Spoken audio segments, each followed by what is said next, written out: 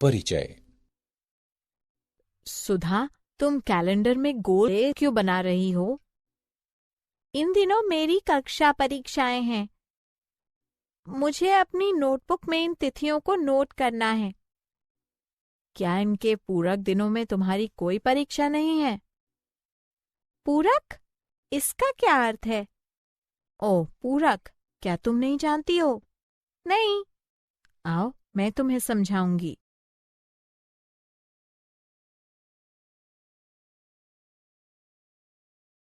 उद्देश्य।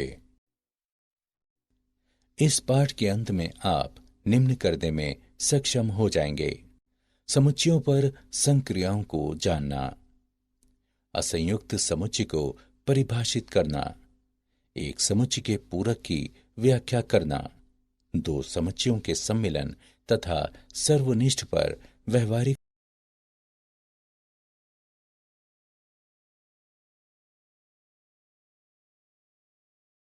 समुच्चयों पर संक्रियाएं यानी सर्वनिष्ठ। दो समुच्चयों ए तथा बी का सर्वनिष्ठ ऐसा समुच्चय है जिसमें वे अवयव सम्मिलित हैं जो ए के तथा बी के अवयव हैं। सर्वनिष्ठ के लिए हम इस प्रतीक का उपयोग करते हैं। उदाहरण, यदि ए बराबर 3, 4, 6, 8 तथा बी बराबर 1, 2, 3, 5, 6, तब ए सर्वनिष्ठ बी बराबर 3, 6। अब इस आरेख को देखें। ये छायांकित भाग ए सर्वनिष्ठ बी को दर्शाता है।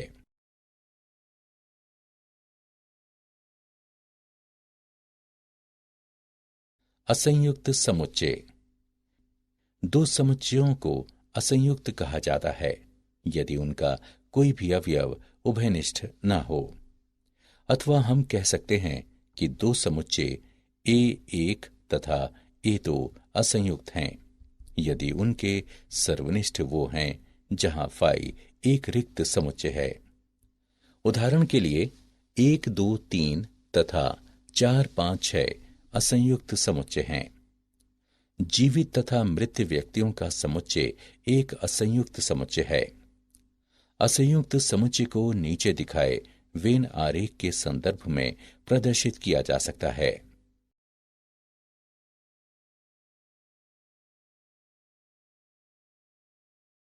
सर्वनिष्ठ संक्रियाओं के गुणधर्म।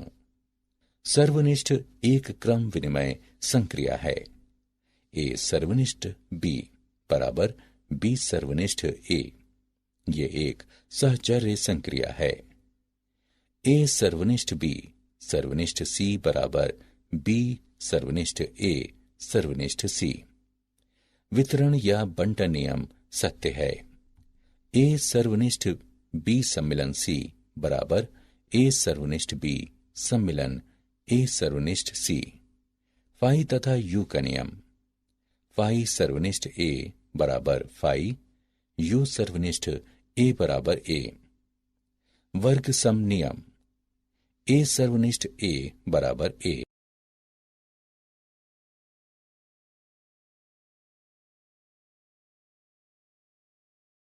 समुच्चयों पर संक्रियाएं। अंतर। समुच्चय ए तथा समुच्चय बी दिए गए हैं। समुच्चय ए में से समुच्चय बी के समुच्चय का अंतर ऐसे अवयवों का समुच्चय है जिसमें ए के सभी अवयव हैं लेकिन बी का कोई अवयव नहीं है। हम ए घटा बी लिख सकते हैं। इस वेन आरेख को देखिए। यह हमें दो समुच्चयों S1 तथा S2 का अंतर दिखाता है। इस आकृति पर एक पार्श्व दृष्टि डालें। बी डी ई जी केवल ए के अवयव हैं, इसलिए ए घटा बी बराबर बी डी ई जी। नोट करें कि यद्यपि ए एफ सी अवयव ए के अंतर्गत है लेकिन हमने इन्हें ए घटा बी में सम्मिलित नहीं किया है क्योंकि हमें समुच्चय बी में कुछ भी नहीं लेना है। कभी कभी एक वेन आरेख में देखने की अपेक्षा दोनों समुच्चय के अवयवों को लिखना अधिक आसान हो सकता है। तब हम उन अवयवों को अंग्रेजी के मोटे अक्षरों में दिखाते हैं जो ए में है लेकिन बी में नहीं है। ए बराबर B D E G A F C, B बराबर K H U A F सी।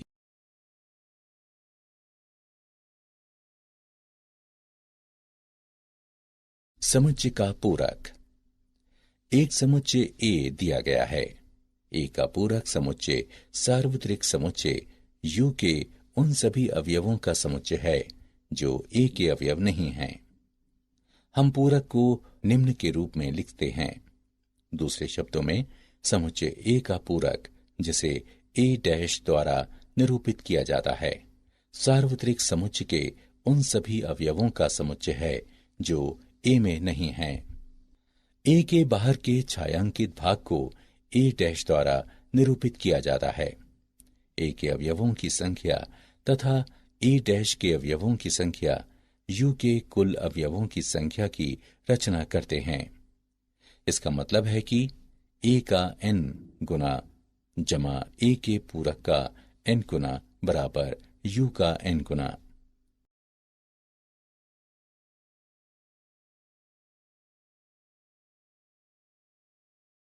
पूरक के उदाहरण। इस आकृति पर एक दृष्टि डालें। डी तथा एफ यू में हैं, किंतु वे ए में नहीं हैं, इसलिए ए का पूरक बराबर डी एफ। आइए वेन आरेख को देखे बिना हम पूरक निकालते हैं। हम उन अवयवों को अंग्रेजी के मोटे अक्षरों में दिखाते हैं जो यू में हैं, लेकिन ए में नहीं हैं। ए बराबर ए बी सी, यू बराबर A B C D F. अतः ए का पूरक डी तथा एफ हैं।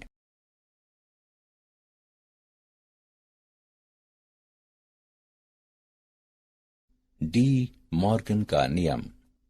समुच्चय के सिद्धांत में डी मॉर्गन का नियम एक दूसरे से तीन मूल समुच्चय की संक्रियाओं का संबंध दिखाता है: सम्मिलन, सर्वनिष्ठ तथा पूरक। डी मॉर्गन के नियम का नाम भारत में जन्मे ब्रिटिश गणितज्ञ और तर्कशास्त्री ऑगस्टस डी मॉर्गन के नाम पर रखा गया है। यदि ए और बी एक समुच्चय एक्स के उपसमुच्चय हैं, तब डी मॉर्गन का नियम कहता है ए सम्मिलन बी का पूरक बराबर ए का पूरक सर्वनिष्ठ बी का पूरक।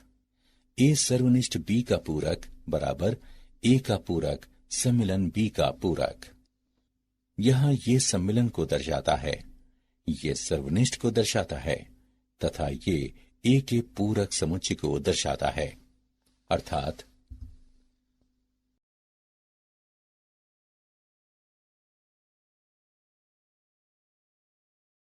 दो समुच्चयों के सम्मिलन तथा सर्वनिष्ठ पर व्यवहारिक समस्याएं। माना कि ए तथा बी परिमित समुच्चय हैं। यदि ए सर्वनिष्ठ बी फाई के बराबर है, तब ए का n गुना सम्मिलन बी बराबर ए का n गुना जमा बी का n गुना। ए का n गुना सम्मिलन बी बराबर ए का n गुना जमा बी का n गुना घटा ए सर्वनिष्ठ बी का n गुना। यदि ए बी तथा सी परिमित समुच्चय हैं, तब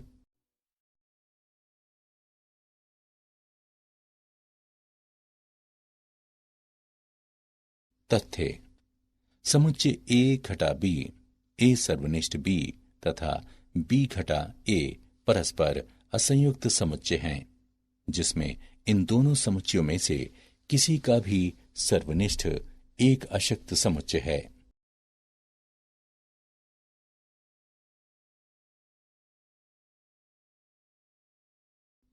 क्या आप जानते हैं वर्णनात्मक समुच्चय सिद्धांत वास्तविक रेखा के उपसमुच्चयों का तथा और अधिक सामान्य तौर पर पॉलिश रिक्त स्थानों के उपसमुच्चयों का अध्ययन है।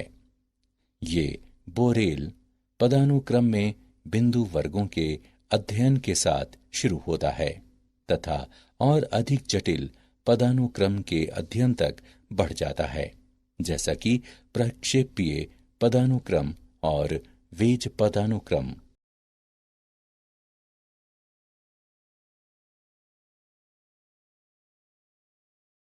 सारांश। आइए हमने जो कुछ सीखा है उसे संक्षेप में दोहराएं। दो समुच्चयों ए तथा बी का सर्वनिष्ठ उन सभी अवयवों का समुच्चय है जो उभयनिष्ठ हैं। इसी क्रम में समुच्चयों ए तथा बी का अंतर उन अवयवों का समुच्चय है जो ए के अंतर्गत आते हैं लेकिन बी के नहीं। सार्वत्रिक समुच्चय यू के एक उपसमुच्चय ए का पूरक यू के उन सभी अवयवों का समुच्चय है जो कि ए के अवयव नहीं हैं। किन्हीं भी दो समुच्चयों ए तथा बी के लिए ए का पूरक सम्मिलन बी बराबर ए का पूरक सर्वनिष्ठ बी का पूरक तथा ए का पूरक सर्वनिष्ठ बी बराबर ए का पूरक सम्मिलन बी का पूरक। यदि ए तथा बी इस तरह एक परिमित समुच्चय हैं कि ए सर्वनिष्ठ बी जो कि फाई के बराबर है, तब ए सम्मिलन बी का n गुना बराबर ए का n गुना जमा बी का n गुना। यदि ए सर्वनिष्ठ बी फाई के बराबर ना हो, तब ए सम्मिलन बी का n गुना बराबर ए का n गुना जमा बी का n गुना घटा ए सर्वनिष्ठ बी का n गुना।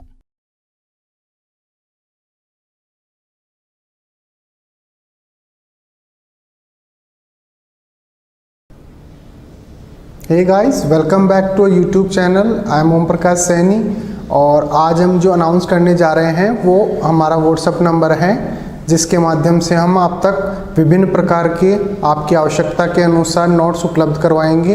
आपको अपना सब्जेक्ट और क्लास लिखकर हमें व्हाट्सएप करना है।